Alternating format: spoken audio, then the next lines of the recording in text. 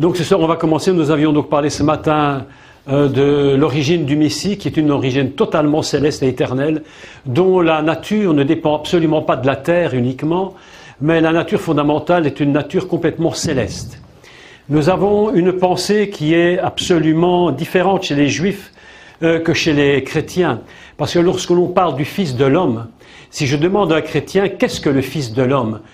Et alors tout le monde dira, c'est Jésus en chair. Ce qui en soi n'est pas faux, bien sûr. Et puis si je demande qu'est-ce que le Fils de Dieu, tout le monde dira, c'est céleste. Alors que dans la pensée hébraïque, c'est juste le contraire. Juste l'inverse. Quand on demande qu'est-ce que le Fils de l'homme, tout juif connaissant donc le Tanakh, c'est-à-dire leurs écrits saints, la Torah, les prophètes et tout le reste des écrits, lorsque nous parlons du Fils de l'homme, pour eux, il est complètement céleste. Pour quelle raison le Fils de l'homme est-il céleste? Eh bien parce qu'il se réfère au livre de Daniel, où il est dit qu'il voit le Fils comme un Fils d'homme à la droite de l'Ancien des jours. Donc, le prophète voit dans le ciel quelque chose d'absolument inimaginable, c'est qu'il y a un Fils d'homme et il est là-haut. Donc, lorsque Yeshua, lorsque Jésus va parler, qu'il va dire « le Fils de l'homme n'a pas un endroit où reposer sa tête » ou « le Fils de l'homme ceci, le Fils de l'homme », il en parle très très souvent. En réalité, les Juifs qui sont sur place, ça leur fait tilt. Ils entendent quelque chose d'autre que nous n'entendons pas. Ils entendent que le Fils de l'homme dont ils connaissent le fondement, c'est celui qui est près de l'Ancien des jours. Alors évidemment, ça fait grincer des dents les religieux, mais ça donne évidemment une ouverture au peuple juif, comme si le Messie dit, et c'est ce qu'il dit, c'est pas comme, il dit le Fils de l'homme, en fait ce que vous voyez ici-bas, c'est ce que vous connaissez de là-haut. Lorsqu'on parle du Fils de Dieu, eh bien pour un juif, le Fils de Dieu, c'est le Fils de David. Parce que Dieu, le Fils de David, lorsqu'on parle du Fils de Dieu, c'est l'image du roi David qui est sur terre. C'est pourquoi Bartimée, enfin Timée, l'aveugle, on l'appelle Bartimée, c'est pas Bartimée son nom c'est Timée. Bartimée, ça veut dire le fils de Timée. Et lorsqu'il crie, il dit « Fils de David », il reconnaît très bien qu'il y a quelque chose de divin en lui. Donc l'idée fondamentale est un peu différente chez les Juifs que chez nous. Évidemment que s'il est fils d'homme là-haut, c'est parce que dans la pensée de Dieu, automatiquement, il doit l'être aussi sur terre. Donc nous avons une notion du Messie qui, par rapport à Israël, est extrêmement différente de celle que nous avons dans nos systèmes chrétiens habituels. Mais voilà donc, nous avions donc parlé de l'origine fondamentale du Messie, puis nous parlons également de l'entrée du Messie dans le monde. Et lorsque le Messie entre dans le monde, dont je rappelle brièvement, il est rentré dans le monde, non pas pour paraître en tant que quelqu'un de très important, même s'il l'était évidemment, il est rentré dans le monde avec cette pensée de l'obéissance fondamentale. Et nous nous sommes rendus compte tout à l'heure combien nous avons besoin d'apprendre à obéir. Combien une seule pensée peut être une désobéissance. Et on ne se rend même pas compte que nos réactions, que ce que nous disons, peut être parfois complètement l'inverse de ce que Dieu pense. Et voilà que nous apprenons que le Messie, lui, avait une ligne de conduite dans l'obéissance absolument totale. Cette obéissance va produire chez le Messie quelque chose d'absolument extraordinaire.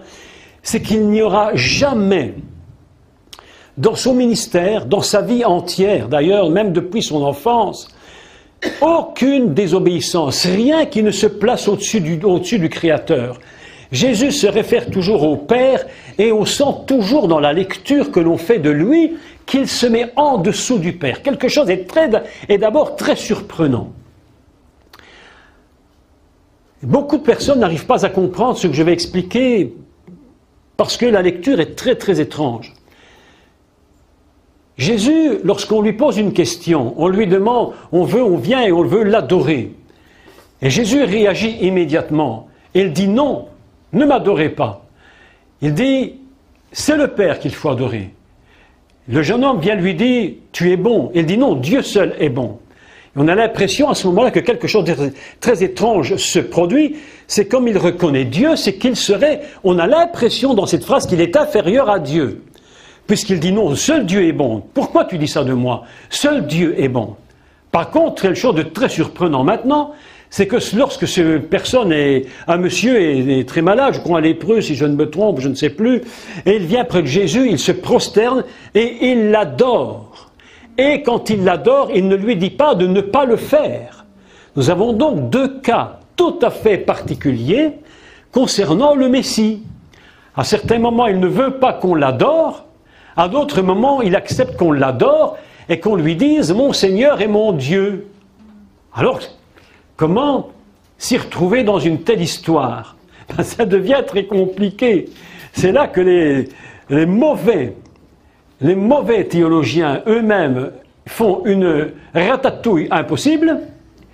Ils ne comprennent pas de quoi il s'agit et ils vous diront, mais vous voyez qu'il dit il n'y a que Dieu Père qui est bon, alors pourquoi? Vous voyez bien qu'il n'est pas Dieu et qu'il se met en dessous de Dieu. Il faut maintenant, j'explique comment il fonctionne. Le Messie a deux niveaux qu'il faut bien réaliser. Il a un niveau homme, comme vous et moi, nous sommes humains. Et lorsqu'il s'aperçoit, écoutez bien, c'est important, lorsqu'il s'aperçoit que quelqu'un veut l'adorer en tant qu'homme, uniquement dans son humanité et dans sa chair d'homme, il dit « ne m'adorez pas ». Mais lorsque quelqu'un le reconnaît en tant que Dieu, alors il ne dit pas « ne m'adorez pas », mais il accepte l'adoration. Est-ce que vous comprenez la différence? C'est très important. Autrement dit, le Messie, en tant qu'homme, personne ne veut pas qu'on le mette en exergue en disant « voyez comme la chair est importante », mais lorsqu'on reconnaît en lui la divinité, alors on passe exactement dans un autre niveau. Et Yeshua est très surprenant par rapport à cela, parce qu'il sait très très bien comment fonctionnent les hommes. Il sait très bien comment un homme peut simplement adorer la chair. Vous savez, les hommes sont très adorateurs de la chair. Lorsque vous voyez les chanteurs, les artistes, comment on peut très facilement se prosterner devant eux. On peut très facilement les adorer. Vous voyez tous ces vedettes qu'on adore, on se jette devant eux, on veut des autographes. Je me rappelle, parce qu'on n'a plus 20 ans, nous autres, on est encore de la vieille école, on commence à être des vieux. Hein. On commence à être des vieux, là. Quand on arrive vers la soixantaine, on demandait un jour à quelqu'un, c'est quoi un vieux? Alors il répondait, c'est quelqu'un qui avait attendre plus que moi. Alors, quand on prend un peu d'âge, on se souvient de ces fameux Beatles. Vous vous souvenez des Beatles? Alors là, si vous voyez des reportages, l'autre jour je regarde un reportage des Beatles, mais c'était la folie totale. Les gens se jetaient devant eux à leurs pieds. Les gens étaient littéralement en train d'adorer ces quatre jeunes qui en finalité faisaient de la musique probablement très intéressante, mais c'était que des hommes. Et on s'est rendu compte que dans ces hommes, les quatre garçons dans le vent, il paraît qu'ils étaient dans le vent. Nous sommes dans le vent, nous, parce que nous sommes dans le Saint-Esprit. Et que le souffle, ça s'appelle le vent en hébreu. Donc on est dans le vent. Mais les quatre Beatles, les quatre garçons dans le vent, eh bien les pauvres garçons, deux sont morts. Un est mort suicidé et l'autre est mort assassiné. Alors on peut adorer la chair. Et l'homme adore facilement la chair. Et c'est pourquoi Dieu... il sait très bien comment fonctionne l'être humain et comment il est très très facile pour lui de se jeter et d'adorer une personne. Regardez les acteurs. Moi, c'est très amusant, vous savez, c'est très amusant parce que quand on voit les gens sur Internet, on les voit à la télévision, ça donne une certaine aura. C'est pas qu'on le veuille, mais c'est comme ça. Alors quand les gens viennent, même chez moi, ici dans les réunions, ils disent « Oh, on vous a vu en vrai, on vous a vu en vrai, on peut faire une photo. » Alors je dis « Faites une photo si vous voulez, mais je ne suis pas Dieu. » Je ne suis pas Dieu. Parce qu'il y a cette capacité d'adorer la chair. Et cette capacité d'adorer la chair est extrêmement dangereuse. Et Jésus avait très bien compris le danger d'adorer la chair. Et lorsqu'il voyait quelqu'un qui venait dire à Jésus « Ah, toi tu es bon », parce que le gars, il avait réfléchi, il voyait Jésus en tant que chair, il lui disait « Il n'y a que Dieu qui est bon ». Il n'y a que Dieu qui est bon. N'adore pas la chair. Adore seulement si tu reconnais qu'il est Dieu. Mais beaucoup de gens, même dans l'église, des chrétiens, voient le Jésus dans la chair. Ils ne voient pas le Jésus, le Dieu, celui qui domine toute chose, qui est au-dessus de tout, celui à qui rien n'est impossible. Il est au-dessus de tout ce qu'on peut imaginer. Et lorsqu'on le reconnaît comme Dieu, alors nous pouvons l'adorer. Mais si nous n'adorons que la chair de l'homme, alors ça devient une véritable catastrophe. Donc Jésus fonctionne Sur cette terre, il rentre dans le monde et il va obéir à Dieu. Jamais il ne va accepter que l'on puisse mettre quelque chose qui soit au-delà de Dieu. C'est impossible. C'est ainsi qu'il s'introduit dans le monde. Vous imaginez si chaque enfant de Dieu, au moment où il se donne au Seigneur, si nous étions, je dis ça pour tout le monde, même pour moi, si nous avions été conscients, mais ne fût-ce qu'une fraction de seconde, mais conscients par le Saint-Esprit qui nous parle, conscients que c'est Dieu qui parle, pas des mots d'homme, pas des mots de prédicateur, mais véritablement que Dieu nous parle. Et si nous lui avions dit au moment où nous nous sommes approchés en larmes devant lui, et où nous avons reconnu qu'il était le Seigneur et le Roi des rois et notre Sauveur, si nous lui avons dit: oh Seigneur, je viens devant toi parce que tu m'as pardonné mes péchés, mais la chose que je te dis, la première chose que je te dis, c'est: mon Dieu, je suis venu à toi pour faire ta volonté. Et ta loi est au fond de mon cœur. Je ne demande rien d'autre que de faire ce que tu me demandes. Est-ce que vous imaginez comment notre vie aurait été? Vous imaginez? Nous n'aurions pas eu tant d'échecs. Nous n'aurions pas eu tant de catastrophes, tant de ratages, tant de recommencements. Mais le Seigneur est bon, il est patient avec nous. Et je vais vous dire une chose magnifique. C'est lorsque Dieu regarde son Église, il le regarde à travers un filtre. Et le filtre à travers il regarde son Église porte un nom. Et ce nom c'est Yeshua. Son nom c'est Jésus. Il nous regarde, il te regarde à travers Jésus.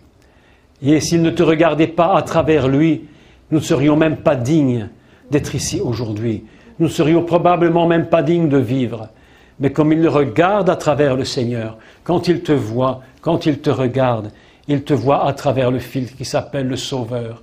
Et c'est ainsi qu'il nous regarde. Et c'est ainsi qu'il nous aime tellement. Il a totalement confiance en nous. Il a totalement confiance qu'un jour, nous arriverons à la stature parfaite. Il a tellement confiance en nous qu'un jour, il sait que nos paroles auront la même puissance que celle que lui-même prononçait quand il était sur terre. Nous nous sentons tellement différents, infériorisés. On se dit parfois: mais Seigneur, mais quand est-ce que j'y arriverai? Quand est-ce que les choses vont se produire tout de suite? N'est-ce pas? Mais le Seigneur te dit: arrête, arrête, arrête, arrête. Un jour, mes amis, si nous sommes très persévérants, nous y arriverons parce que nous travaillons avec son aide. Et la patience de Dieu est sans égale. Vous avez remarqué combien il a pris du temps avec nous? Vous avez remarqué combien il prend du temps avec nous? Combien il prend du temps avec moi? T'es-tu? Quand j'étais petit, ma mère disait: t'es têtu? Je me tapais la tête par terre jusqu'à ce qu'on me dise oui. Ma mère disait non. Alors j'arrêtais. Elle disait: quand tu auras suffisamment mal, tu t'arrêteras. Alors je m'arrêtais. Sinon je terminais avec des bosses dans tous les coins. Et je me rappelle une célèbre fois, où on était têtu. Oh là là, j'étais têtu. Je devais avoir, je ne sais pas, 8-9 ans, je ne sais pas, enfin quelque chose comme ça, je ne sais pas trop. Oh, j'étais jeune garçon, tout petit garçon, et puis alors j'avais décidé que je voulais quelque chose, et maman m'avait dit non. Alors j'ai commencé à pleurer. Elle m'a laissé pleurer. Un quart d'heure, 20 minutes, 1 heure, une demi-heure, je ne sais plus, c'était très long. J'en avais tellement marre, je suis sorti dans la rue, je me suis assis sur la pierre de devant de la maison et je commençais de pleurer. Et les gens passaient dans la rue, ils me voyaient pleurer, elles me voyaient pleurer. Une dame passe avec sa petite fille qui me regarde et à un moment dit: il est très vilain le petit garçon. Et ma mère me laissait pleurer. À un moment donné, j'ai eu tellement marre, j'ai arrêté de pleurer, je suis rentré. Vous savez, on est très têtus, Et si ce n'est pas le Seigneur qui nous libère de cette obstination, et nous n'en sortirons jamais, on n'en sortira jamais. Et le Seigneur prend beaucoup de patience avec chacun d'entre nous, parce qu'il ne nous regarde pas comme nous nous voyons. Il a vu en toi le potentiel que tu as en toi. Je voudrais vous dire ceci, est vrai et c'est réel. Il y a en vous tous, indistinctement, un immense potentiel. Quelque chose dont tu n'as même pas imaginé qui se trouve en toi. Et si Dieu est patient avec nous, c'est parce qu'il veut faire sortir ce potentiel qui est en nous et l'utiliser. Pour nous-mêmes, bien sûr, afin que nous soyons heureux, mais aussi et surtout pour sa gloire et pour son œuvre. Beaucoup de chrétiens, je vous l'ai dit déjà, se sentent complètement infériorisés. Ils se sentent incapables, ils se voient moches, ils se voient sans intérêt. Le pire dans tout ça, c'est quand on les humilie, quand on leur dit « vous ne serez jamais aussi grand que moi », quand on leur dit des choses impossibles à entendre, et les chrétiens à qui on devrait leur dire « mais vas-y, mais tu vas réussir ». Est-ce que vous savez que le Messie fonctionne d'une façon extraordinaire? Le Messie lui-même disait une chose magnifique, c'est absolument incroyable. Il disait « vous ferez des choses plus grandes que je n'ai faites ». Et pourtant c'était le Messie. Il n'avait en lui aucune jalousie. Mais quand on vient vous dire « tu n'y arriveras pas, tu n'es rien », combien de gens ont été dépréciés dans leur vie? Combien de gens ont été humiliés dans leur vie? Combien de situations vous ont humiliés? Combien de chrétiens aujourd'hui ne se sentent même pas dignes d'être chrétiens? Ils devraient se tourner vers le Seigneur, mais ils ne se sentent pas dignes. Ils ont toujours l'impression qu'ils sont en moins des moins que rien. Et l'église dans laquelle nous sommes devrait être une église qui nous élève et non pas une église qui nous rabaisse. L'église devait être une église qui nous encourage, une église qui te dit tu vas y arriver, tu as peut-être raté mais je ne te juge pas. Moi je ne perds jamais, j'apprends, je ne perds jamais, je gagne, je ne perds pas, j'apprends. Voilà ce qu'il faut nous enseigner. Mon meilleur ami qui aujourd'hui est décédé, c'est un grand homme de Dieu, un homme magnifique, un homme exceptionnel, ne m'a jamais, jamais découragé. Que Dieu fasse de moi un homme qui ne vous découragera jamais, mais qui va toujours vous dire, tu vas y arriver mon garçon, tu vas y arriver mon frère, tu n'as peut-être pas tout compris, tu as peut-être parfois raté, mais tu vas y arriver. Tu as peut-être prié pour un malade qui n'a pas été guéri, mais ne t'inquiète pas, tu vas réussir. La prochaine fois, tu vas réussir. Parce que c'est le but et c'est la nature du Seigneur de nous encourager. Si tu es un homme et une femme dans l'humilité, il te multipliera.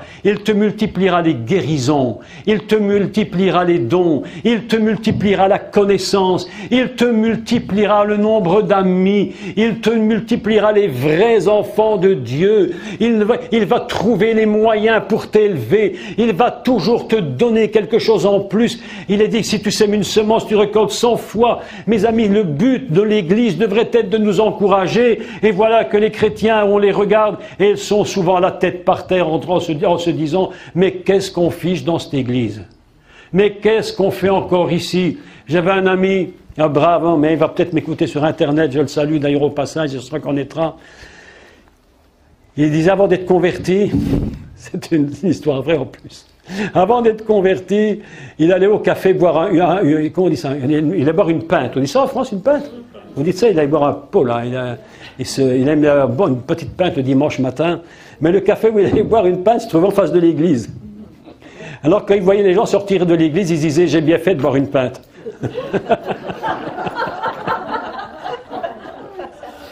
Tellement c'était grave un jour. Dans mon livre, je raconte une anecdote extraordinaire. Oh là, je devais avoir 14 ans, quelque chose comme ça. Et ma mère voulait absolument... allez, on est entre nous, on rigole un petit peu. Il faut raconter des choses amusantes. Et puis ça nous fait comprendre des vérités. J'étais avec ma mère dans une église pentecôtiste, mais vous savez, la vieille Pentecôte bien dure. Là, vous savez, alors il y avait un orateur de passage, et ma mère aimait beaucoup, elle écoutait cet orateur, donc elle me dit, écoute, on va y aller. Donc nous allons à l'église, là-bas, on va écouter, je vous parle d'il y a maintenant 50 ans. Hein. On arrive à l'église, et là devant moi, il y avait un monsieur qui était droit comme un piquet de clôture. Il était comme ça. Un peu âgé. Et l'orateur dit une plaisanterie, vous savez comment on peut faire comme je plaisante un peu. Il fait une plaisanterie, et moi, avec mon rire très aigu, je ris. Il s'est retourné, il a dit, ici, on ne rit pas. J'ai dit à ma mère, tu m'as vu une fois, tu ne me verras pas deux fois là-dedans. 10 ans plus tard, c'est moi qui prêchais dans l'église. Il ne faut jamais dire jamais. Ah là là là là. Mes amis, on est dans des églises, mes amis, il faut encourager. Je veux aujourd'hui vous encourager à croire que tout est possible. Le nom de Jésus contient en lui une puissance. Nous n'avons même pas compris. Nous n'avons même pas compris ce qui se passe dans le nom de Jésus. Lorsque tu prononces le nom au-dessus de tous les noms, tu n'as même pas compris en réalité ce qui se produit. Au moment où tu dis Jésus, où tu prononces ce nom, le ciel tout à coup se met en ébullition. Mais pas que le ciel, l'enfer aussi. Et le diable commence à trembler.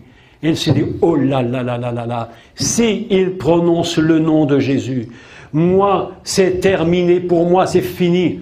Je tiens les gens dans les maladies, je tiens les gens dans les mensonges, je tiens les gens dans les péchés, je tiens les gens dans les adultères, dans les convoitises. Je tiens les gens dans la pornographie et le diable est très content. Je tiens les gens dans toutes ces choses absolument destructrices. Mais quand tu prononces le nom de Jésus, il se rend compte qu'il va devoir lâcher. Et si vous avez la foi dans le nom de Jésus, si vous savez ce que représente ce nom représente la défaite complète du diable, mes amis. La Bible nous dit qu'il a été crucifié et le diable a été livré publiquement en spectacle. Tout le monde a vu sa défaite, mais les gens étaient aveugles et ils ne se rendaient pas compte que c'était l'œuvre du diable qui était en train d'être détruite. Mais nous, mes amis, nous devons ouvrir nos yeux et nous devons nous rendre compte que lorsque le Messie est mort sur la croix, l'enfer s'est mis à trembler de partout et le diable qui croyait avoir gagné s'est dit: ah là là, mais qu'est-ce qui se passe? Qu'est-ce qui se passe? Jésus meurt. Et le diable se réjouit. Il se dit, dans sa tête de diable, mais on ne peut pas lui reprocher, c'est le diable. Il fait son boulot. Il fait son boulot de diable. Alors il fait son travail. Et puis Jésus meurt, il est tout content. Tout l'enfer se réjouit. Ah, il est mort, on savait bien qu'on aurait sa peau un jour. Et le diable se réjouit. Mais le jour de la résurrection, mes amis, mais le jour de la résurrection, lorsqu'il est ressuscité, je vais vous dire, dans le ciel, vous ne pouvez même pas imaginer la joie qu'il y a eu dans le ciel. Lorsque le Messie est sorti de la tombe, lorsqu'il avait dit après 3 jours je ressusciterai, mais le diable ne pouvait même pas comprendre de quoi il s'agissait. Mais lorsqu'après 3 jours Jésus sort de la tombe, il ressuscite. La Bible nous enseigne une chose sur le Messie absolument fabuleuse.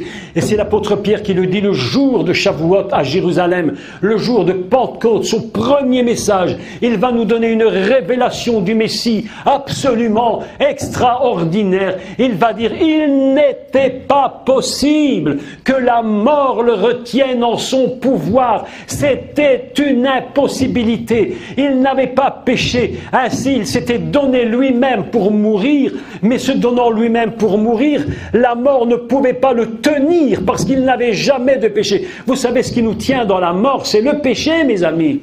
Lorsque tu vas dans la tombe et que tu commences de pourrir et qu'il n'y a plus que des os, c'est parce que c'est le péché qui a produit ça.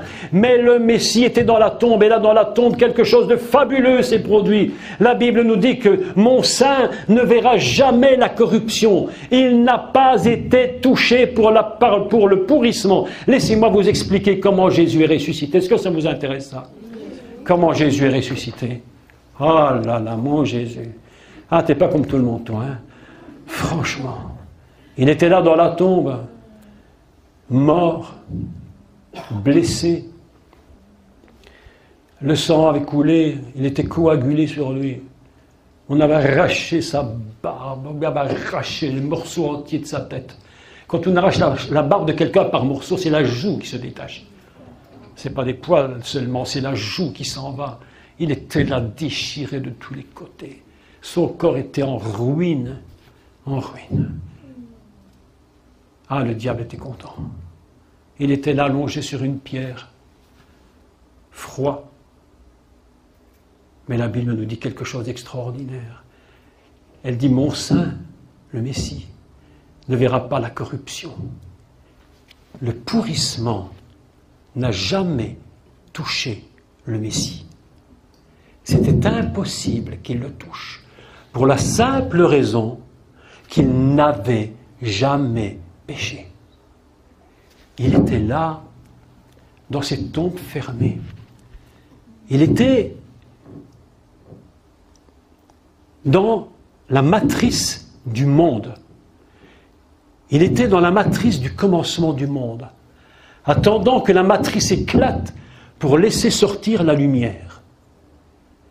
Les gens croient, écoutez mes amis, c'est l'idée qu'on en a. Les gens s'imaginent qu'il était dans une tombe fermée, que tout était noir. Mais même mort, Jésus est toujours la lumière. Même mort, il est la lumière. Il y a un magnifique chant qui dit, même mort, même dans la tombe, Jésus est Seigneur. Oh, il n'y a personne qui dit Amen. J'ai l'impression de parler à des gens qui ne m'écoutent pas. Est-ce que vous m'écoutez? Alors dites Amen. Alléluia. Même mort, il est Seigneur. Même dans la tombe noire, il est la lumière des hommes. Et lorsque les 3 jours seront passés, vous pouvez écouter un cours sur YouTube où j'explique la matrice qui a libéré le corps de Jésus ressuscité. La matrice s'est ouverte et le Messie est ressuscité. Mes amis, il était impossible que la mort le retienne dans son pouvoir. Le Messie ressuscite. Il est glorieux. Lorsque on vient au tombeau le matin, les femmes arrivent au tombeau pour voir Jésus et pour mettre les parfums sur lui, les onguents, je ne sais pas. Elles arrivent, elles voient que la pierre était roulée. Mais mes amis, la pierre n'a jamais été roulée pour Jésus. Il n'avait pas besoin qu'on roule la pierre. C'était pas pour lui. Il n'avait nullement besoin que la pierre soit roulée. Jésus pouvait sortir comme ça. Un corps glorifié passe comme il veut. C'était pour les femmes et les disciples que la pierre avait été roulée. Je voudrais vous parler aujourd'hui de comment le Messie a commencé son ministère. La puissance du Messie était si grande. Je voudrais lire avec vous un texte dans l'évangile de Luc, si vous avez votre Bible, vous la prenez.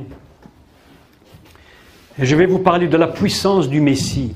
Comment le Messie a produit un tel ministère. Dans Luc, chapitre 4, et au verset 14,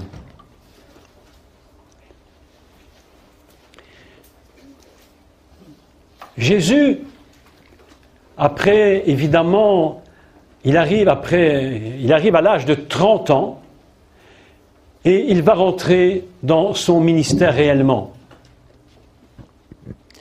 Ce que je dis ici est également très important parce que Jésus, en tant que Messie, aurait très bien pu dire « Je suis le Messie » et à l'âge de 20 ans, il y rentre, puisqu'il est le Messie de toute façon.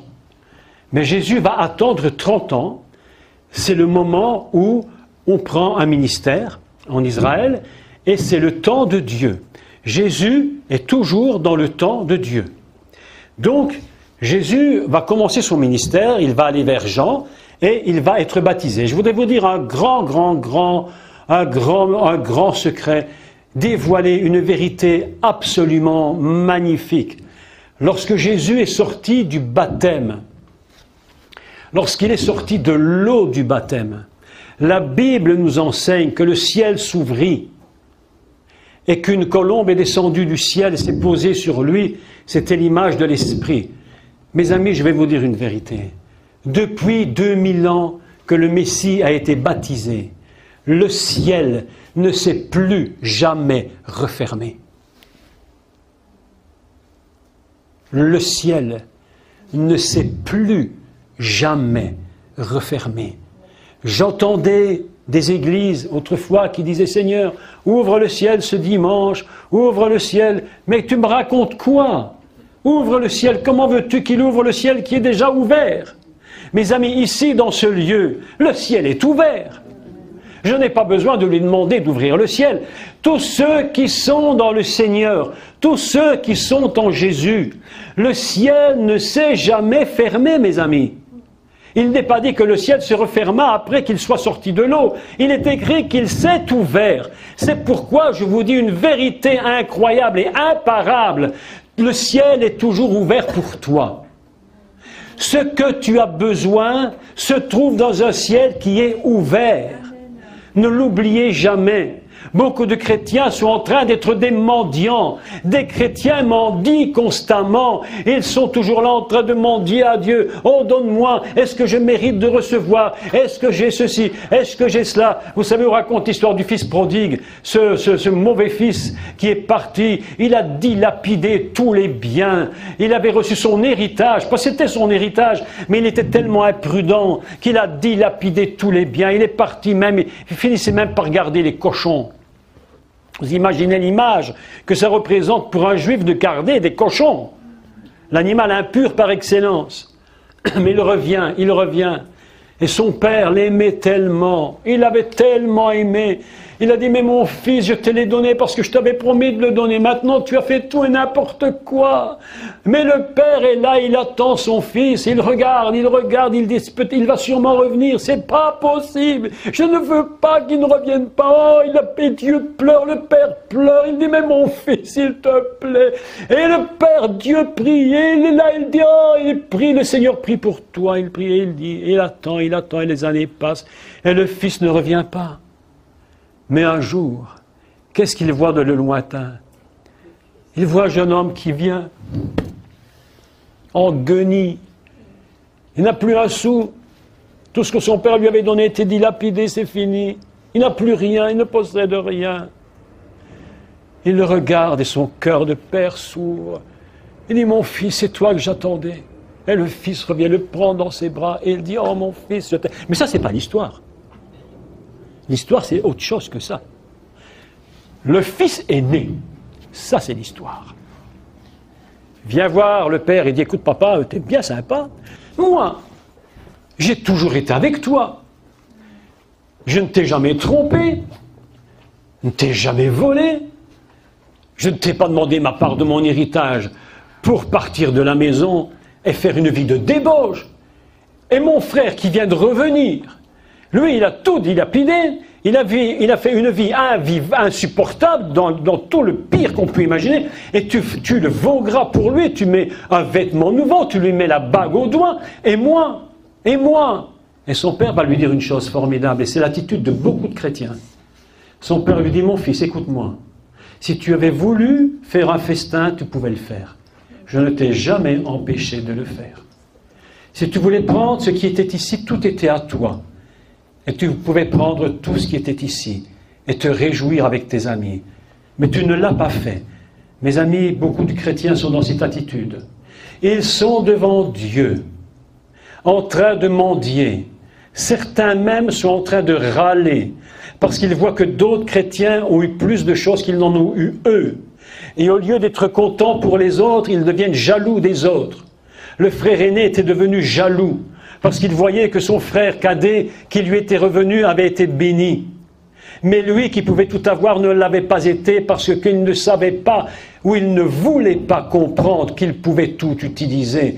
Mes amis, les chrétiens sont ainsi pour la plupart. Ils ont droit à tout. Ils ont droit à prendre. Mes amis, j'ai un texte absolument fantastique que je voudrais vous lire, et ça c'est vraiment un texte magnifique, dans l'évangile de Jean chapitre 6. Ce soir je ne vous parle pas des grands cours de Torah, je vous parle seulement de Jésus. Dans l'évangile de Jean chapitre 6, mes amis, lorsque tu es dans la présence du Seigneur, lorsque tu te trouves devant lui, tu te trouves devant un ciel qui ne peut jamais se fermer. Imaginez une fraction de seconde que le ciel se soit fermé après que Jésus soit sorti du baptême. Jésus sort du baptême, le ciel s'ouvre. La colombe descend, le ciel se referme. Mais ça vous fait rire, mais c'est tellement incroyable, c'est tellement absurde. Mais pourtant, je vous affirme que ce que je dis est vrai. C'est que beaucoup de chrétiens croient que le ciel s'est fermé, à tel point qu'ils demandent au Seigneur d'ouvrir le ciel alors qu'il n'est pas fermé. Je ne peux pas vous demander d'ouvrir la porte qui est déjà ouverte. Alors je suis un fou, un insensé. Mais le Seigneur a toujours les yeux ouverts vers le ciel. Il est dit, Jésus tourna les yeux vers le ciel et il dit, lisons le texte. La foule est rassemblée, ils n'ont pas à manger et... lisons à partir de 5. Ils sont tous là sur la montagne et ils attendent, ils écoutent Jésus pendant des jours et ils ont faim. Et évidemment, je lis, ayant levé les yeux, ça veut dire quoi? Ça veut dire que le ciel n'était pas fermé. D'accord? Donc mes amis, pour vous et moi, il nous suffit de lever les yeux. Et pas de commencer à faire de la mendicité. Le mendiant a la tête baissée, il est comme ça, en tendant sa petite main, sa petite boîte, en te demandant 10 cents si tu les as, et il espère de toi. Mais pas quand tu es dans le Seigneur. Jésus, ayant levé les yeux et voyant qu'une grande foule venait à lui, Jésus dit à Philippe, « Où achèterons-nous des pains pour que ces gens aient à manger ?» Où est-ce qu'on va aller acheter des pains? Il disait cela pour les prouver, car il savait ce qu'il allait faire. Mes amis, Jésus savait déjà ce qu'il allait faire. Donc il va éprouver. Il va éprouver. Et il dit, Philippe lui répondit, les pains qu'on aurait pour 200 deniers ne suffiraient pas pour chacun en reçoive un peu. Un de ses disciples, André, frère de Simon-Pierre, lui dit, il y a ici un jeune garçon qui a 5 pains d'orge et 2 poissons. Mais qu'est-ce que cela pour tant de gens? Alors Jésus dit, faites-les asseoir. Il y avait là dans ce lieu beaucoup d'herbes. Ils s'assirent donc au nombre d'environ 5000 hommes. 5000 hommes, ça veut dire qu'ils étaient en tout avec les femmes et les enfants au minimum 15 000.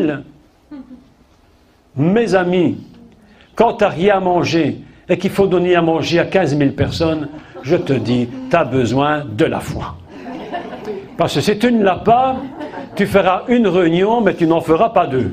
Parce que les gens n'iront plus t'écouter. Parce qu'ils te diront qui c'est celui-là qui parle et qui n'a pas de résultat. Et nous en sommes là, mes amis. Nous allons écouter beaucoup de prédicateurs qui n'ont même pas des résultats. Nous assistons à des réunions où il n'y a pas de résultats. Et on continue d'y aller, mais il n'y a toujours pas de résultats. Mais nous ne pouvons plus continuer comme cela. Il faut aujourd'hui que nous passions à autre chose. Il faut aujourd'hui que nous ayons la stature du Messie qui croit que tout est possible. Et que même si je n'ai que 5 pains et 2 poissons, que si je n'ai que 5 € et 20 cents, que je peux faire quelque chose avec cela et que ça multipliera. Mais pour la multiplication, je vous l'ai dit, il faut de l'humilité. C'est parce que Jésus était dans l'humilité, il leva les yeux. Il n'a pas dit qu'il était dominant Dieu, il leva les yeux. Il regarde, lisons la suite. Faites-les asseoir. Il y avait dans ce lieu beaucoup d'herbes. Ils s'assirent donc au nombre d'environ 5000 hommes, 15 000 personnes. Jésus prit les pains, rendit grâce et les distribua à ceux qui étaient assis. Il leur en donna de même des poissons autant qu'ils en voulurent. Lorsqu'ils furent rassasiés, il dit à ses disciples, ramassez les morceaux qui restent afin que rien ne se perde. Ils ramassèrent donc et ils remplirent 12 paniers avec les morceaux qui restèrent des 5 pains d'orge après que tous eurent mangé. Les gens ayant vu le miracle que Jésus avait fait disaient « Celui-ci est vraiment le prophète qui doit venir dans le monde ». J'imagine qu'ils étaient complètement stupéfaits.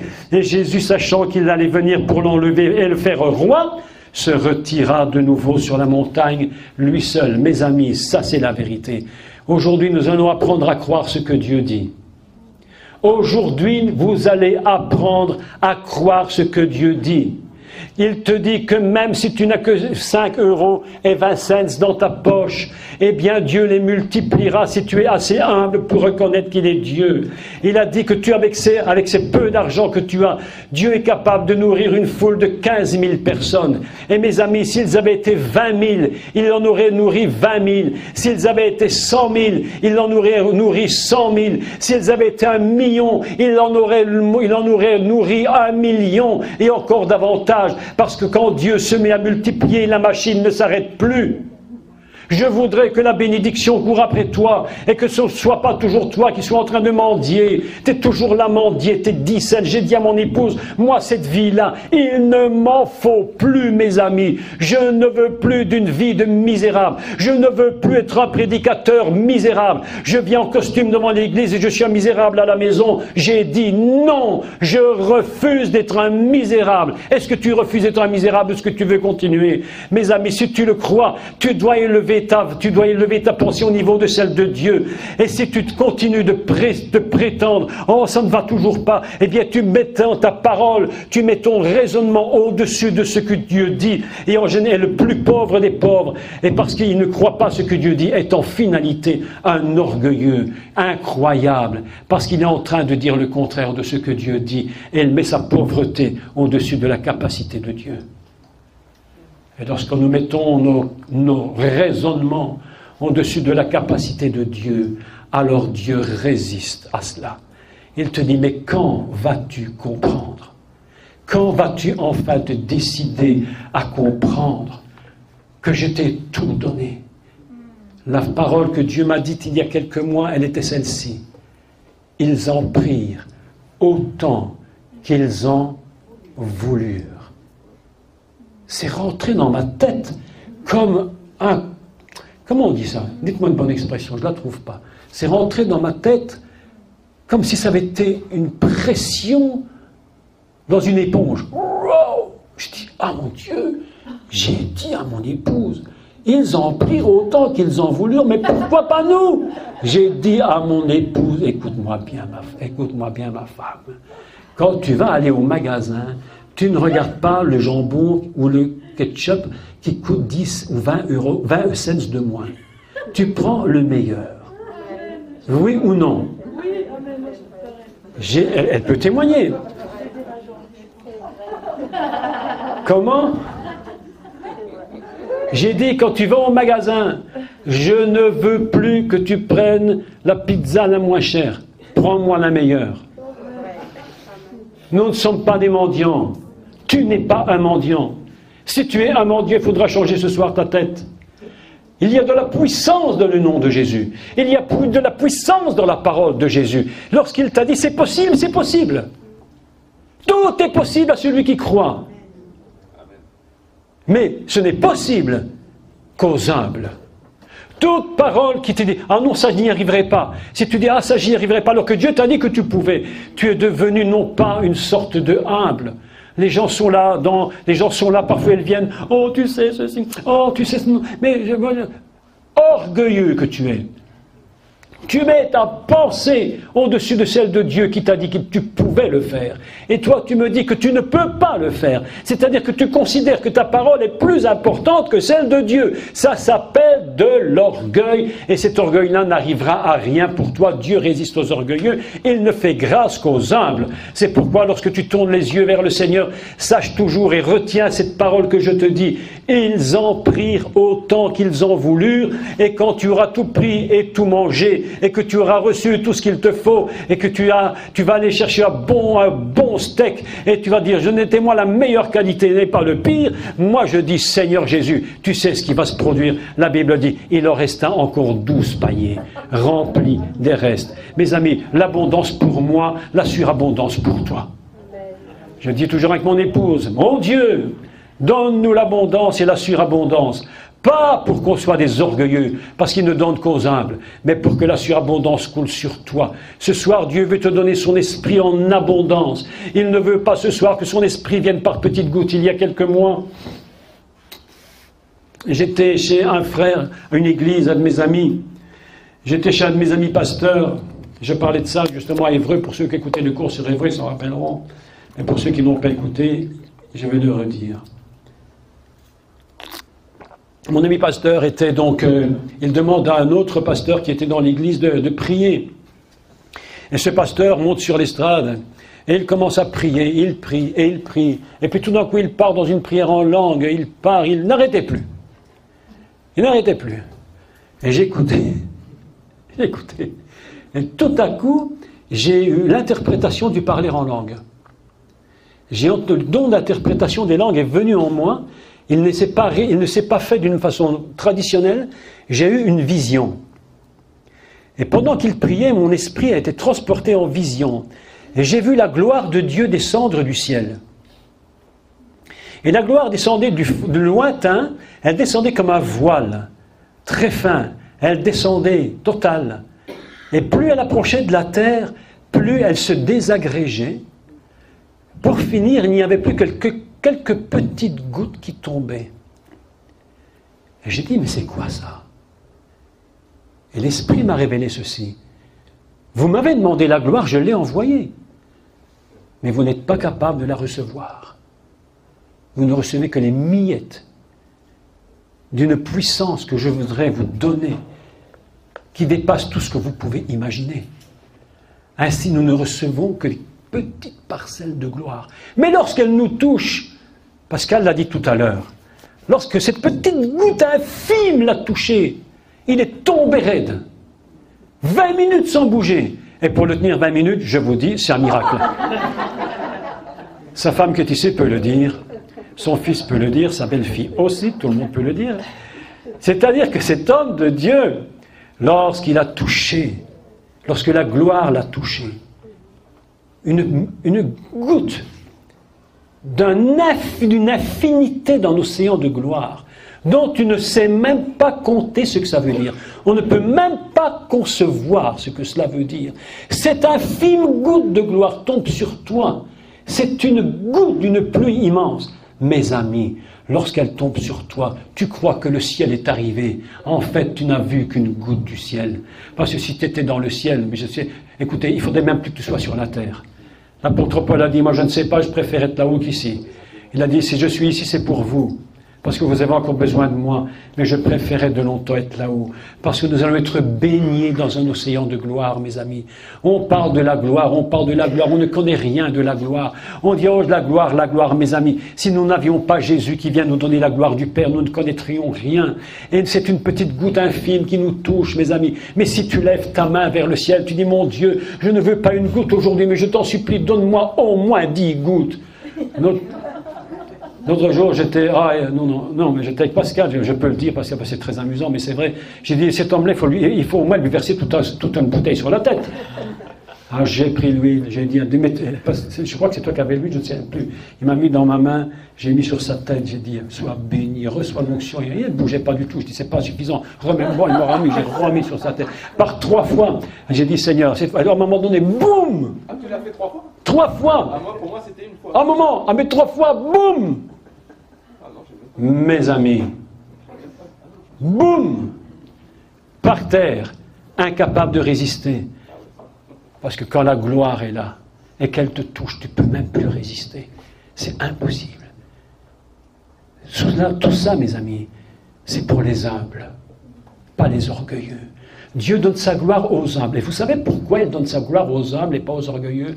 Parce que s'il donnait sa gloire aux orgueilleux, ils prendraient la gloire pour eux-mêmes. Mais comme il donne sa gloire aux humbles, il sait que la personne humble ne va jamais s'accaparer la gloire de Dieu. Et lorsqu'ils auront fait les œuvres de Dieu avec puissance, lorsqu'ils auront fait la gloire de Dieu avec puissance, ils ne s'accapareront pas de cette gloire. Il est écrit, rendez à Dieu la gloire. Alors dans la tête des gens, ça veut dire, je te loue Seigneur, je te loue Seigneur. Non, non, non, non. Ça veut dire ce que Dieu t'a donné comme gloire. Rends-lui, parce qu'elle est tellement lourde que si c'était que pour toi, tu ne pourrais pas la supporter. Tu as besoin de rendre à Dieu cette gloire, parce qu'elle n'appartient qu'à lui. Dieu est sa propre gloire, il n'a pas besoin de quoi que ce soit pour être dans la gloire. Il est sa propre gloire. Il nous donne sa propre gloire. Oh mes amis, lorsque j'ai lu ce texte, ils en prirent autant qu'ils en voulurent. J'ai dit, ah non, non, non, non, non. À 66 ans, quand même, on peut changer ses raisonnements. J'ai dit, je vais prendre l'avion pour venir. En voiture, c'est trop loin. Il était écrit, si un jour avant, ou je ne sais plus, vous n'avez pas choisi vos places, on vous met n'importe où. J'ai dit, ah non, pas n'importe où. Mais si vous voulez des places, il faut payer. J'ai dit, je vais payer. Oui, je vais payer pour les places. Mon épouse, moi et Kevin, à côté, tous ensemble. On a dit, on est ensemble, on reste ensemble. J'ai payé pour les places. J'ai dit, Seigneur, c'est possible. Aujourd'hui, on vole, parce qu'il n'y a pas d'avion luxe pour aller de Belgique à ici, c'est des avions à bas prix. Hein, on n'a pas une première classe de luxe, ça n'existe pas à ce niveau-là. Mais j'ai dit, Seigneur, j'ai appris une chose de toi. C'est que si je suis un mendiant, je serai un prédicateur qui formera des mendiants. Si je suis un visionnaire qui connaît la volonté de Dieu, et les projets de Dieu pour ma vie. Je formerai des gens qui connaîtront la volonté de Dieu pour leur vie et qui recevront les visions de Dieu. Si je suis un prédicateur qui ne peut même pas croire que si j'impose les mains, le malade sera guéri, je ne pourrai même pas imposer les mains sur toi pour que tu reçoives le don de guérison, parce que tu recevras selon ce que je te donnerai, que Dieu m'a donné. Un prédicateur pauvre crée des pauvres. Un prédicateur misérable ne crée que des misérables. Un prédicateur de foi, quelqu'un de sérieux, un homme de Dieu, une femme de Dieu sérieuse, qui sont des hommes de Dieu, remplis de Dieu. Je ne parle pas de tout. On va prendre le meilleur du meilleur des cas. On ne va même pas parler de ceux qui ont raté. On va considérer qu'on prend le meilleur des cas. Le meilleur prédicateur, celui qui est capable de croire qu'ils en prirent autant qu'ils en voulurent. L'autre jour, je disais à mon épouse, en parlant d'un homme de Dieu, mais exceptionnel. On peut le critiquer, mais quand même exceptionnel. Il a gagné des millions d'âmes pour Christ. Cet homme possède ce que personne n'a possédé. J'ai dit on peut le critiquer, mais il a cru que c'était possible. Vous savez ce que cet homme engendre dans son ministère? Il engendre des gens comme lui. Parce que s'il était misérable, en train de toujours pleurer, « il n'y a pas d'offrande dans la vie, ils ne m'ont rien donné, je vis avec 50 cents par semaine », tu engendreras ce que tu produis, tu engendreras ce que tu es, mon frère. Si tu es une femme de foi, si tu es un homme de foi, si tu te lèves de toutes tes forces, et si tu dis « oui, Jésus, je crois qu'ils en priront autant qu'ils en voulurent », eh bien je crois que je produirai des gens qui en prendront autant qu'ils en voudront. Est-ce que vous ne le croyez pas ou vous le croyez? Je dis, c'est ça que Dieu veut pour toi, mon frère. Arrête de te lamenter sur ta misère. Arrête de ce soir, tu as devant toi un homme qui a accompli quelque chose. Tu as devant toi un homme qui n'est pas un pauvre. Je ne suis pas un misérable. Aujourd'hui, je roule avec une belle voiture. Oui, une belle voiture. Je n'ai demandé rien à personne parce que Dieu a dit, faites connaître vos besoins à Dieu. Moi-même, je ne fais jamais d'appel, peut-être j'ai tort. Tout de moins jamais intempestif. Mais mes amis, il faut communiquer aux gens la foi. Seul l'homme de Dieu qui a la foi communique la foi. Seule la femme de Dieu qui a la foi communique la foi de Dieu. Le misérable communiquera sa misère. Le pauvre engendrera des pauvres. Le lapin ne fait pas des poules et le chien ne fait pas des chats. Le pauvre engendre des pauvres et le riche engendre des riches. Dans tous les domaines. Mais lorsque j'ai lu ça, mes amis, lorsque j'ai lu qu'ils en prirent autant qu'ils en voulurent, c'était pour moi une bombe dans ma tête. J'ai dit, mais pourquoi tu ne me l'as pas dit 40 ans plus tôt? Pourquoi tu ne me l'as pas dit 40 ans plus tôt? Oh, il me l'avait dit, mais je n'avais pas compris. Il me l'avait dit certainement, mais je n'avais pas compris. Il y a un temps pour toute chose, mes amis. Il y a un temps pour tout. Je ne peux pas aujourd'hui m'imaginer une fraction de seconde que Dieu va m'abandonner. Je ne peux pas imaginer une fraction de seconde que Dieu va me laisser, dans la misère. Il dit, je n'ai jamais vu le juste abandonné, ni sa postérité étant des mendiants. Toi, tu es dans l'œuvre de Dieu, tu es dans le royaume de Dieu. Tu vis dans son royaume et tu as tout à ta disposition et tu es en train de pleurer et tu pleures devant Dieu. Oh là là là. Et mes amis, arrêtons. Dieu est triste de voir cette attitude-là. C'est une attitude orgueilleuse où nous plaçons notre considération au-dessus de ce que Dieu dit. Nous croyons que nous sommes humbles. Les gens croient parfois qu'ils sont humbles, mes amis, parce qu'ils sont devant Dieu avec une tête jusque par terre. Ils disent, oh mon Dieu, mes amis, non. Arrête de te tenir comme ça devant Dieu, non. Lève les yeux vers ton Père et dis-lui, mon Père, ah papa, oh, je suis dans ton royaume. Et je regarde, il a dit, Jésus n'a... Écoutez-moi. Jésus n'a pas dit. On devrait faire un jour un séminaire sur ce que Jésus n'a pas dit. Parce qu'on fait toujours des séminaires sur ce qu'il a dit. Mais en tout cas, une chose qu'il n'a pas dit, c'est de chercher d'abord le royaume du diable. Beaucoup de chrétiens cherchent le royaume du diable. Ils cherchent partout les démons, comment ils s'appellent, qu'est-ce qu'ils font, et comment tu t'appelles, toi? Oh, moi je m'appelle monsieur. Au nom de Jésus, va-t'en. Mais le type, il raconte n'importe quoi. Ils cherchent le royaume du diable. Mes amis, si tu cherches le royaume du diable, tu trouveras le diable. Oui. Je te dis la vérité. Écoute-moi bien, je te dis des vérités incroyables. Tu cherches le royaume du diable, tu trouveras le diable. Tu cherches les démons, tu vas les trouver. Mais je vais te dire qu'ils vont te trouver avant toi. Mais Jésus a dit une vérité, mon frère. Cherchez d'abord le royaume des cieux et sa justice. Ce qui est juste, c'est-à-dire l'humilité. Et tout le reste vous sera donné par-dessus. Ah mon Dieu! Cherche d'abord le royaume des cieux et sa justice. Des gens passent du temps à chercher les choses du diable, mais qu'est-ce que tu en as à faire? Mais le nom de Jésus, c'est le nom qui domine sur toute puissance. De quoi as-tu peur? Jésus n'a jamais fait la discussion avec les démons. Il disait, tais-toi et sors. Vous savez pourquoi il ne leur permettait pas de parler? Savez-vous pourquoi il ne leur permettait pas de parler? Parce que quand tu parles avec quelqu'un, tu te mets au même niveau que lui. Si tu m'entends et si tu me parles, c'est parce que nous nous sommes mis au même niveau. Mais si tu dis à l'autre tais-toi, c'est que tu l'ignores. C'est que tu ne veux même pas écouter ce qu'il a à te dire. Alors Jésus ne permettait pas aux démons de parler, dit la Bible. Simplement il leur disait, oh, sors de là.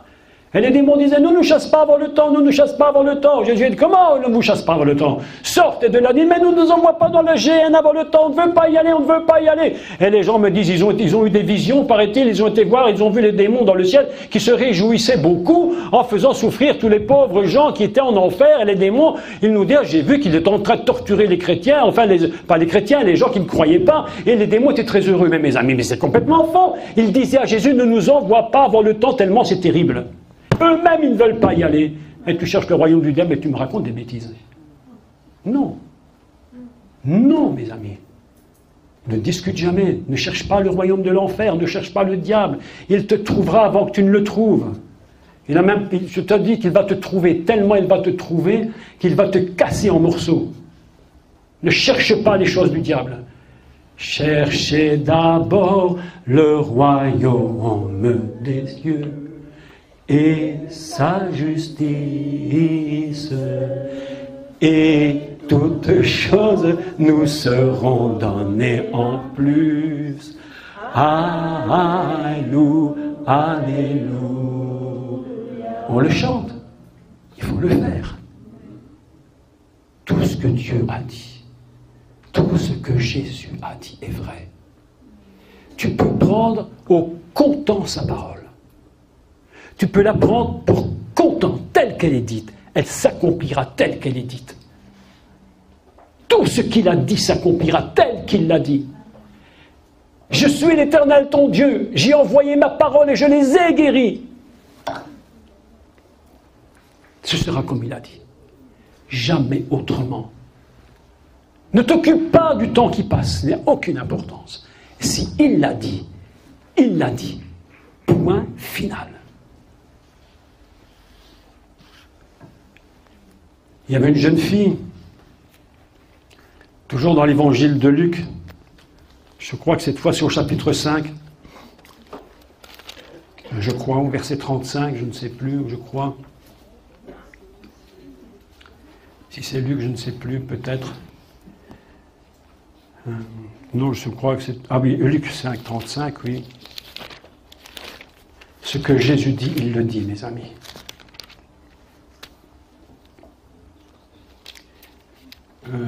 Est-ce que c'est celle-là?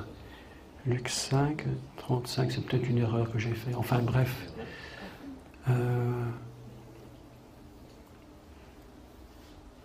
6. Je crois que j'ai fait une erreur de référence. Enfin, qu'importe, vous connaissez l'histoire. C'est l'histoire de la jeune fille qui est morte. Ah oui, c'est cela. Oui, je pense que c'est ça. C'est au chapitre 7, pardon. Chapitre 7. C'est le centenier qui a son serviteur est malade. Et il va voir Jésus. Et lui dit, mon serviteur est malade, est-ce que tu peux faire quelque chose? Mais je raccourcis toute l'histoire. Et on vient lui dire, et il vient et il lui dit, c'est aussi pour cela que je ne suis pas cru digne d'aller en personne vers toi, mais dis un mot, et mon serviteur sera guéri. Car moi qui suis soumis à des supérieurs, j'ai des soldats sous mes ordres. Je dis à l'un va, il va, l'autre vient, il vient. Autrement dit, cet homme sait ce qu'est l'autorité. Il connaît l'autorité. Il n'a qu'à donner un ordre et on lui obéit. Mais cet homme est tellement dans l'humilité. Il dit à Jésus, je sais ce que c'est que donner un ordre, mais tu n'es même pas obligé de venir. Mais dis seulement un mot et mon serviteur sera guéri. Viens, et alors il dit, fais cela, et il le fait. Lorsque Jésus entendit ces paroles, il admira le centenier, et se tournant vers la foule qui suivait, il dit, je vous le dis, même en Israël, vous imaginez Israël, eux qui devraient être les champions de la foi, même en Israël, je n'ai pas trouvé une aussi grande foi. Mes amis, dis seulement un mot. On fait des prières longues. J'ai remarqué qu'on fait souvent des prières longues pour les guérisons. Vous savez pourquoi? Vous savez pourquoi on fait des très longues prières? La plupart du temps, c'est parce qu'on est incrédule. Et qu'on n'ose pas dire rapidement, sois guéri. Alors on fait des longues prières, avec des longues onctions d'huile et tout. Très longues prières, souvent. Parce qu'on a peur de dire au malade, sois guéri. Alors on dit, Jésus, tu es mort sur la croix, il le savait. Tu sais que tu es mort pour nos péchés, tu as été mort. Il dit, je le sais aussi. Je le savais. Tu sais, c'est moi qui est aussi mort, je le sais. Oui. Ah oui, c'est vrai, tu le savais, mais quand même, tu es mort. Et la prière dure. Et on n'ose pas faire, on n'ose pas dire au malade, sois guéri. On n'ose pas lui dire, que le sourd entende, parce qu'on se dit, il faut rajouter encore parce que le moment approche. Ça va être... Alors, on n'ose pas le lui dire, mais je vous dis la vérité parce que c'est vrai de vrai. C'est vrai de vrai. Alors qu'on devrait mettre les mains sur les oreilles et dire, oreille, ouvre-toi. À l'instant, elle s'ouvre. Je me souviens, nous étions au Togo, et au Togo, on nous a amené un sourd-muet pendant une mission qu'on faisait en plein air. On m'a amené le sourd-muet. Alors j'ai dit, amenez-le-moi. Je n'ai pas le temps de faire des prières à rallonge. On n'a pas le temps dans ces moments, ça ne sert à rien. Alors j'ai dit, amenez-le-moi, j'ai mis mes mains dans ses oreilles, j'ai dit, esprit sourd et muet, sors de cet homme, boum, par terre. J'ai dit, relevez-moi cet homme. Ils l'ont relevé l'homme, j'ai dit, esprit sourd et muet, sors de cet homme, boum, par terre. J'ai dit, non, relevez-moi cet homme. J'ai dit, esprit sourd et muet, sors de cet homme. Et alors j'ai dit, parle, dis Jésus. Il a ouvert sa bouche en public, il a dit, Jésus. Amen. Mes amis. Pourquoi? Parce qu'une prière suffit, un mot suffit. Un mot suffit. Plus tu traînes en longueur, plus tu es incrédule la plupart du temps. Arrête de me faire croire que tu as la foi. Vous savez, Jésus, mais c'est formidable. Je voudrais vous parler de Jésus. Je voudrais vous dire qu'il n'avait même pas besoin parfois de se déplacer. Il se déplaçait même pas. Il se déplaçait même pas. Dis seulement un mot, il a dit, va, ton fils est guéri. Il dit, ah bon? Et il revint, oh, c'est extraordinaire. Oh là là, de retour à la maison, les gens envoyés par le centenier trouvèrent guéri le serviteur qui avait été malade. Les incrédules, mes amis, les incrédules sont des orgueilleux, je vous dis la vérité. Les incrédules sont des orgueilleux. L'incrédulité, c'est de l'orgueil. C'est l'homme qui se met au-dessus de Dieu. Il prétend qu'il sait mieux que Dieu. Et il va expliquer mieux que Dieu.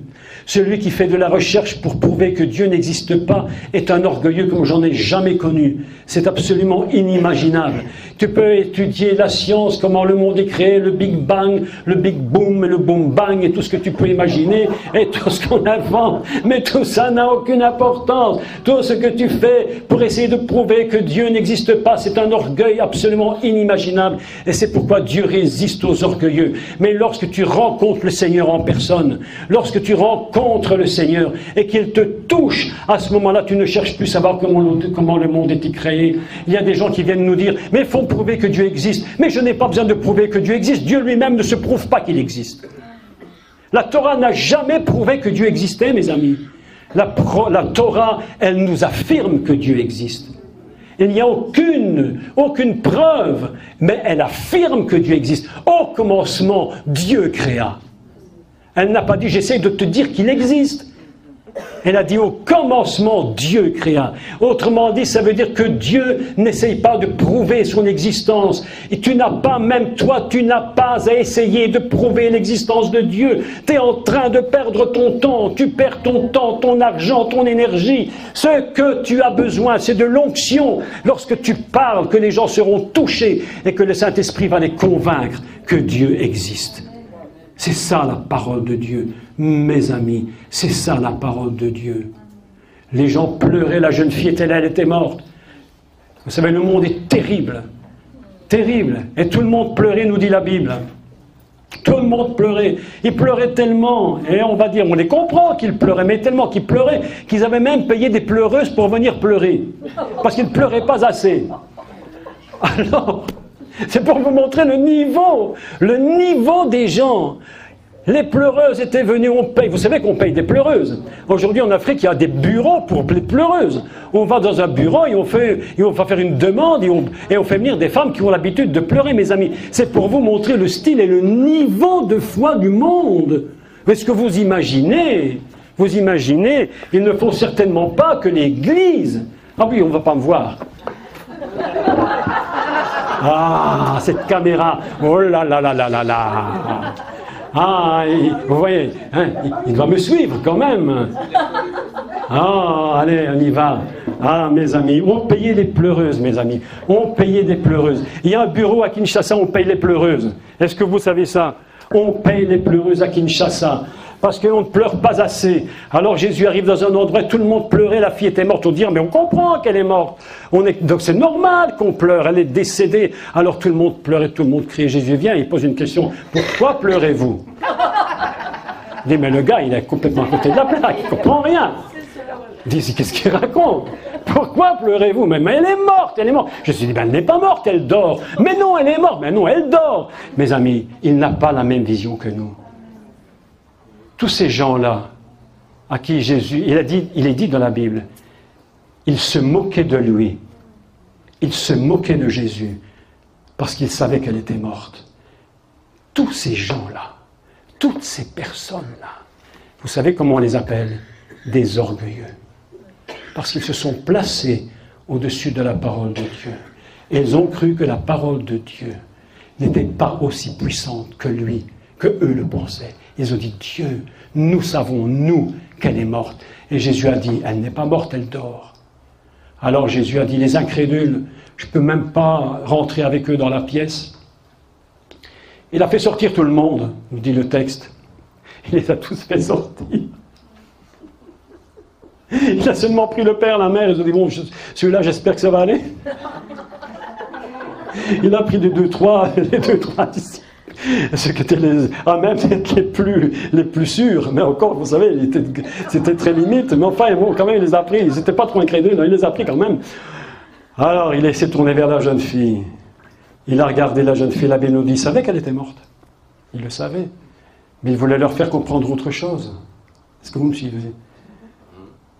Lorsque Jésus t'a dit quelque chose, ne dis jamais le contraire. Lorsqu'il t'a dit qu'elle dort, ne dis pas qu'elle est morte. Lorsqu'il t'a dit qu'il te paiera, qu'il te donnera les moyens, qu'il te donnera ça, qu'il fera ça pour toi, ne dis jamais le contraire. Si tu dis le contraire, tu es orgueilleux, orgueilleuse. Tu te mets au-dessus de lui, comme si tu lui disais, tu sais, Jésus, moi je sais mieux que toi. Moi je connais mieux que toi. Tu me dis ça, mais moi je vais te dire ça. Et Dieu te dit, tu peux dire ce que tu veux, mais tu es un orgueilleux. Et les orgueilleux, Dieu résiste aux orgueilleux. Ce qu'il a dit, c'est ce qu'il a dit. Ce qu'il dit, c'est ce qu'il dit. Je suis en train d'apprendre à 67 ans bientôt. Je suis encore en train d'apprendre une leçon de Dieu. C'est de ne jamais dire le contraire de ce qu'il dit. Nous nous efforçons à la maison, nos fils, et nous de ne jamais dire le contraire de ce que Dieu a dit. Nous sommes arrivés à un moment aujourd'hui où nous osons acheter une pizza plus chère qu'une moins chère. Vous imaginez? Et les gens disent, oh c'est formidable, mais tu t'imagines pour une pizza? Et pourtant c'est le début. Mais demain, nous allons croire que tout est possible. Nous allons apprendre à ne jamais dire le contraire. Souvent vous êtes dans des situations impossibles et vous n'arrivez pas à en sortir de ces situations. Pourquoi? Parce que Dieu résiste aux orgueilleux. mais il fera grâce aux humbles ce soir. Ce soir, il va vous faire grâce, je vous le dis. Parce que l'Esprit de Jésus qui est ici maintenant, que vous sentez maintenant dans cet endroit, cet Esprit que vous sentez maintenant, c'est l'Esprit qui vient, qui vous dit, sois humble, je vais te multiplier. Tu avais besoin de... Écoutez, la voix du Seigneur ce soir, elle nous dit, écoute bien, tu avais besoin de 10. Écoute, sois humble, crois ce que je te dis, je vais t'en donner 100. Oh Jésus, ça fait longtemps que je te demande ça, mais Dieu te dit, sois humble, ma fille, sois humble, mon fils, sois humble. Ne crois pas que tu es très intelligent, non, non, non, moi je suis beaucoup plus que toi. Ne te mets pas au-dessus de moi, mets-toi en dessous de moi. Apprends à te genouiller devant moi, plie les genoux, accepte ce que je te dis. Et si tu le crois, je te donnerai 10 fois plus, 20 fois, 5 fois, 1000 fois. Dieu résiste aux orgueilleux, fait grâce aux humbles. Alors Jésus se tourne vers la jeune fille qui est morte. Il ne fait pas des longues prières, hein. D'ailleurs il ne prie même pas. On dit on prie pour les malades. Mais qui c'est qui a écrit dans la Bible qu'on priait pour les malades? Où c'est que tu as vu qu'on priait pour les malades? Trouve-moi un texte. Mon frère, toi qui... Trouve-moi un texte. Il n'y en a pas. Mais oui, je te montre toi. Ah, parce que je t'aime beaucoup. Il n'y a pas de texte. Il dit que Jésus priait. Maintenant, c'est vrai que l'épître de Jacques nous dit priez pour les malades, faites l'onction d'huile et le malade sera guéri. Mais en prenant ce texte-là, on oublie l'essentiel. C'est que c'est dans des cas particuliers. Dans des cas particuliers. Mais Jésus était là devant le malade. Et il disait aux morts, jeune fille, lève-toi. Il cria d'une voix forte, fille, lève-toi. Et la jeune fille a ouvert ses yeux. Et elle était ressuscitée. Et la Bible dit, et Jésus, il est tellement gentil. Il est gentil, Jésus. Il est très gentil. Il est tellement bon. Il a dit, donnez-lui à manger. Elle a sûrement très faim. Et il lui a offert mon petit repas. Et puis, il a rendu la jeune fille à ses parents. Vous savez pourquoi? Parce que si tu crois une parole qu'il a dite, une seule parole, crois une seule parole qu'il a dit, ne la discute pas. Ne discute jamais avec Dieu. Ne fais pas des discussions pour essayer de gagner la discussion, tu ne la gagneras jamais, je te l'affirme. Accepte ce qu'il te dit. Accepte quand il te dit la chose est ainsi et pas autrement. Et n'essaye pas de réfléchir et de discuter. Oui, mais tu sais, Seigneur, la situation et la conjoncture, tu sais, le pays. Et tu sais, je dis qu'il faut que je te dise une chose. Écoute ce qui se passe en France avec les retraites. Tu comprends. Tu comprends. Les retraites, ça diminue. Et je te dis, mais qui c'est qui fait les retraites? Je n'ai jamais vu le juste abandonné. Ni sa postérité mendiant son pain. Jamais. Ne discutez jamais avec Dieu, mes amis. Ne discutez jamais. Quand il a dit une parole, apprenez à croire une parole. Lorsque vous êtes dans un cas particulier, dites un mot. Lorsque nous étions en Afrique, lorsque j'étais en Afrique, en Côte d'Ivoire, il y a maintenant une bonne vingtaine, 25 ans probablement, 24, 25 ans, je me suis retrouvé devant des foules de gens, je ne sais pas, ils étaient des milliers, puis j'ai annoncé la parole, puis je leur ai annoncé la guérison, un village où il n'y avait pas d'église, ça ne marchait pas, ça ne fonctionnait pas du tout, le pasteur n'arrivait pas, il y avait beaucoup de sorcellerie en Afrique, et les gens n'aimaient pas les églises, les pasteurs étaient jetés, et je suis arrivé là dans ce village, on commençait à prêcher l'évangile pendant 3 journées, 3 soirées. La foule est venue. J'ai annoncé l'évangile, puis j'ai prié pour la repentance, qu'il accepte Jésus. Des centaines et des centaines et des centaines de gens ont reçu Jésus comme sauveur. Et puis j'ai dit maintenant on va prier pour les malades. Alors là c'était la file, les files. Il y avait tellement de gens qu'on ne peut même pas passer du temps à prier. Tu comprends? Là, tu n'as même pas le temps... Écoute, je vais te dire un truc drôle. Dans ce cas-là, tu n'as même pas le temps de penser si tu es incrédule. Tu n'as plus le temps. Tu n'as plus le temps de te poser la question si tu crois pas. Ah non, là, tu ne peux plus. Tu n'as pas le temps. Alors, on était là comme ça avec les 2 mains. Les gens passaient en file par 2. Sois guéri, sois guéri, sois guéri. Au suivant, sois guéri, au suivant, sois guéri, au suivant. Et si vous achetez mon livre, là, vous n'êtes pas là. Vous avez le témoignage est là. J'ai reçu les lettres du pasteur. Il me dit, 100 de miracles se sont produits ce soir-là. 100 de miracles. Et l'église, on a ouvert une église de plus de 150 membres sur 3 soirs. On était dans des autres villages où nous avons vu des miracles, nous avons vu des guérisons instantanées, des gens qui étaient paralysés. Un petit garçon paralysé de naissance, jamais marché. Et la maman s'est approchée. Et elle parlait pas français, moi je parlais pas son dialecte. Mais je disais, qu'est-ce que tu veux? Donc elle a raconté, on m'a traduit plus ou moins. J'ai pas eu le temps de prier dans les détails, comprendre qu'est-ce qui est arrivé. Tout ça ne nous intéresse en aucun cas. Et je lui ai dit qu'il te soit fait selon ta foi. Mon épouse a eu un cas exactement le même. Elle a dit à une femme qu'il te soit fait selon ta foi. Le lendemain, à la réunion du soir, la maman arrive avec son petit garçon et j'ai demandé les témoignages. Elle s'est levée, elle a dit, mon petit garçon, je me suis levé le matin, il était debout dans son parc. Mes amis, une seule parole. Même pas ça, je n'ai même pas demandé qu'est-ce qui se passait. J'ai dit qu'il te soit fait selon ta foi. Mon épouse, elle était avec une femme enceinte, enfin une femme qui était stérile. Elle a prié pour une femme stérile. On est arrivé l'année suivante où elle a dit, une dame arrive près de mon épouse, elle dit, tiens, je te présente ton bébé. J'étais choqué. Moi, j'étais choqué. Ah ben évidemment, j'étais choqué. Alors, mais c'est quoi cette histoire? Alors elle dit, mais l'année passée tu avais prié pour moi, j'étais stérile. Et voilà le bébé qui est né. Une seule parole, mon frère. Mais ne doute jamais de ce que Dieu t'a dit. S'il t'a dit c'est possible, c'est possible. Amen.